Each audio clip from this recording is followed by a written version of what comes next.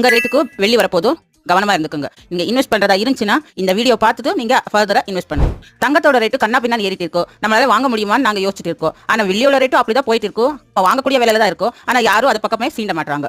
Gold இப்போ international மார்க்கெட்ல $32 போயிட்டு இருக்கும். ஃபியூச்சர்ல இந்த இயர் எண்டுக்குள்ள $50 வந்துரும் சொல்லிட்டு இருக்காங்க. வெள்ளியோட விலை இப்போ கிராமுக்கு $106 இந்த ரேஞ்சில தான் போயிட்டு இருக்கும். அதனால யாரும் நாங்க பர்ச்சேஸ் பண்றது இல்ல. 2030க்குள்ள சோலார் பேனல்ஸ், எலக்ட்ரிக்கல் ஐட்டம்ஸ் இந்த மாதிரி இண்டஸ்ட்ரிக்கு எல்லாமே சில்வர் தான் மேஜர் காம்பனண்டா இருக்க போகுது. அப்படி இருக்கும்போது சில்வரோட விலை ஏறப்போது, அதே மாதிரி சில்வரோட டிமாண்ட் ஏறப்போது. அப்படி டிமாண்ட் ஏறும்போது அதோட விலை ஏறும். அப்போ நாங்க நிறைய சில்வர் நாங்க வச்சிருந்தோம்னா நம்ம கிட்ட இருக்கிறது எந்த அளவுக்கு போர்ட்ஃபோலியோ ஹைல இருக்குன்னு யோசிச்சுக்கோங்க. நீங்க நமக்கு எல்லாருக்கும் தெரிஞ்ச விஷயம் தான், ஆனா யாரும் கவனிக்கல. கோல்டு எப்படி லிமிட்டடா இருக்கோ அதே மாதிரி சில்வரும் லிமிட்டடா தான் இருக்கும். அப்போ டிமாண்ட் அதிகமாகும் போது எல்லாரும் யூஸ் பண்ணும்போது அப்போ சில்வரும் ஒரு டைம்ல காணாம போயிடும்.